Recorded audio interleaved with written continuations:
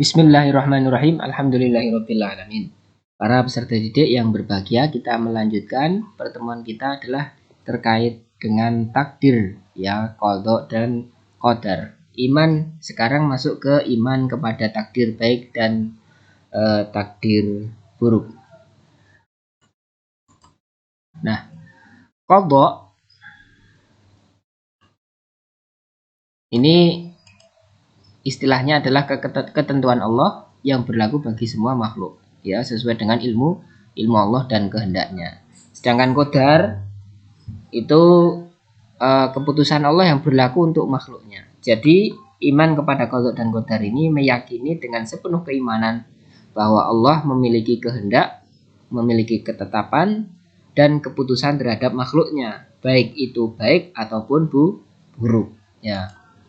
Nah, jadi qadha ini ketentuan atau hukum, sementara qadar ini kenyataan, ya. Setelah terjadi, oh ini qadarullah, ya, sudah qadarullah.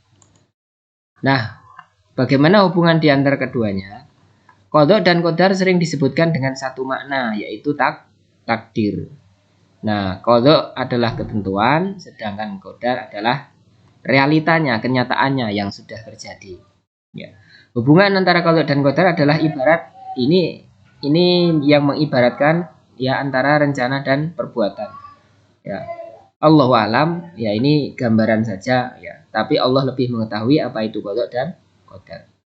Sebagaimana firman Allah, wa in min syai'in illa indana khazainuhu wa ma nunazziluhu illa biqadarin ma'lum. Dan tidak sesuatu pun melainkan di sisi kamilah hasanahnya, dan kami tidak menurunkannya melainkan dengan ukuran yang tertentu. Nah, sekarang pertanyaannya, adakah takdir buruk? Ya, takdir baik dan buruk di sisi Allah itu sama saja. Sebagaimana keimanan seseorang atau kekafiran seseorang tidaklah terpengaruh atau berpengaruh terhadap kemuliaan Allah. Jika manusia beriman, maka keimanan tersebut sebenarnya untuk dirinya sendiri. Sebaliknya, jika manusia itu kafir, ingkar kepada Allah, maka balasan keburukan itu untuk dirinya sendiri juga. Nah, takdir buruk itu maksudnya adalah anggapan manusia, ya. Misalnya sakit menaun, bencana, tidak lulus ujian dan sebagainya. Kembali kepada sikap manusia itu terhadap takdir tersebut. Jika ia bersabar, maka sebenarnya ini baik baginya. Tapi jika tidak sabar, bahkan kufur nikmat, nah ini buruk baginya. Oleh karena itu, terkait dengan qadha dan qadar, Allah tidak menzalimi hambanya sedikit pun. Ya, innallaha la yadlimu mithqala dzarrah. Allah itu tidak akan menzalimi hamba-hambanya, ciptaannya sebesar dzarrah pun, sebesar buah, sebesar atom itu Allah tidak menzalimi.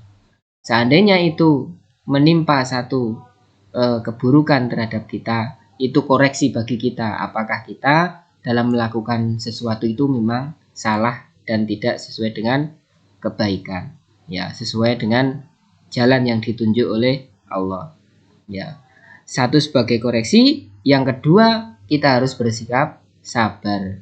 Boleh jadi itu adalah ujian dari Allah Subhanahu wa taala untuk kebaikan kita. Apabila kita bersabar, maka Allah akan berikan pahala yang berlipat ganda. Tapi apabila kita kufur, maka siksa Allah sangatlah, ya, pedih, ya. Jika kita tidak bersabar, maka usahakan untuk bersabar, ya, terhadap apa ketentuan Allah. Nah, kemudian hadis iman kepada takdir, ya, antu'minu billahi wa malaikatihi wa kutubihi wa rusulihi wal yawmil akhir wa tu'minu bil qadari khairih wa syarrih. Engkau beriman kepada Allah, malaikat-malaikatnya, kitab-kitabnya, rasul-rasulnya, dan hari akhirat, dan serta engkau beriman kepada takdir baik maupun buruk. Nah, kita lanjutkan. Ya, ini surah di dalam Al-Furqan, ya. Kepunyaannya lah kerajaan langit dan bumi, dan dia tidak mempunyai anak dan tidak ada sekutu baginya dalam kekuasaannya. Dan dia telah menciptakan segala sesuatu, dan dia menetapkan ukuran-ukurannya dengan serapi-rapinya. Ya, ingat, innallaha la yadlimu mithqala dzarrah. Sungguhnya Allah itu tidak akan zalim kepada siapapun. Ya, baik sekecil apapun itu Allah tidak akan zalim. Kemudian ya kita lanjut saja. Nah, ini proses penciptaan manusia. Ya, dari sperma 40 hari menjadi darah selama 40 hari, kemudian daging dan peniupan ruh kurang lebih 40 hari. Setelah itu kemudian malaikat menuliskan 4 hal: rizki, ajal, pekerjaan, sengsara, bahagia, kemudian juga surga dan neraka. Ini proses penciptaan manusia. Nah, pembagian takdir itu ada dua, ada mu'allaq dan ada mubrom. Ya, terkait dengan usaha manusia atau bisa diperjuangkan itu mu'allaq. Sementara yang mubrom adalah tidak dapat diusahakan oleh manusia atau sudah ditetapkan oleh Allah. Yang takdir mu'allaq contohnya, misalkan ya, seseorang ingin menjadi dokter, maka ia jika bersungguh-sungguh belajar yang baik, ya rajin, insya Allah dengan usaha tersebut Allah menentukan dia akan jadi dokter. Sementara yang mubrom ini contohnya adalah ia terlahir menjadi bangsa China, bangsa Indonesia, suku Jawa, Sunda, dan lain sebagainya. Ini salah satu contoh, maka sudah ditentukan. Tidak bisa kita minta saya besok akan lahir di Sumedang, tidak bisa. Ini sudah takdir Allah, ya Allah yang mentakdirkan engkau lahir di mana. Nah, kemudian dalil takdir mu'allaq ya ini. Sesungguhnya Allah tidak merubah keadaan satu kaum. Innallaha la yughayyiru ma biqaumin hatta yughayyiru ma bi anfusihim. Sesungguhnya Allah tidak merubah keadaan satu kaum sehingga mereka merubah keadaan pada diri mereka sendiri. Contohnya apa? Orang yang bodoh tetapi berusaha terus belajar akhirnya pandai. Orang yang miskin tapi rajin bekerja, berusaha, tetap semangat, selalu berdoa, akhirnya bisa kecukupan atau kaya. Nah, jadi sukses duniawi maka itu perlu ikhtiar, perlu perjuangan. Insya Allah takdirkan kabulkan permohonannya. Kemudian contoh dalil takdir mubrom ya. Walikulli ummatin ajal fa idza jaa ajaluhum la yastakhiruna sa'atan wa la yastaqdimun.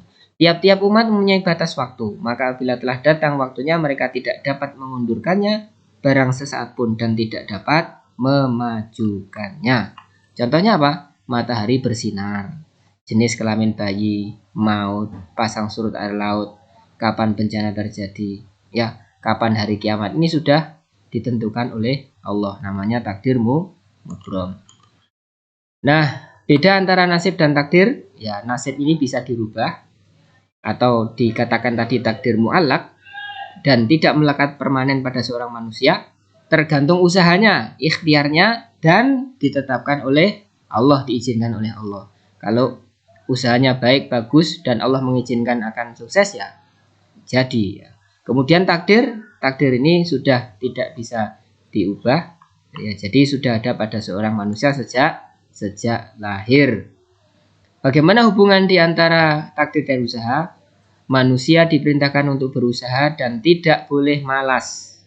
Ya, tetap harus ada ikhtiar. Jika manusia ingin kaya, maka dia harus bekerja dan seterusnya. Jadi ada ikhtiar. Nah, sekarang masuk ke hikmah iman kepada qada dan qadar.